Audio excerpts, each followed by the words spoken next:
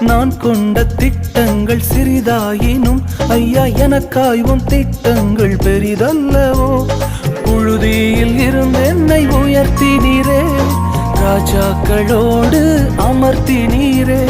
புழுதியில் இருந்து என்னை உயர்த்தினீரே, ராஜாக்களோடு அமர்த்தினீரே. உந்தன் கிருபைகளை எண்ணி நான் பாடுவேன், உந்தன் மகிமைதனை தினம் நான் ருசிப்பேன். அல்லேலுயா அல்லேலுயா அல்லேலுயா அல்லேலுயா.